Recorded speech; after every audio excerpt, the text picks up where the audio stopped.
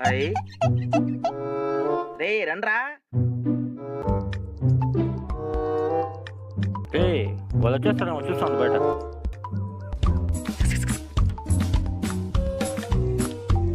High ఇది నాకు, ఇది నేర్చుకోరా. అయ్యి భలే ఉంది. నువ్వు నేర్చుకోలేదు. రే ఇది నాకురా. రే ఇట్రాన్రా.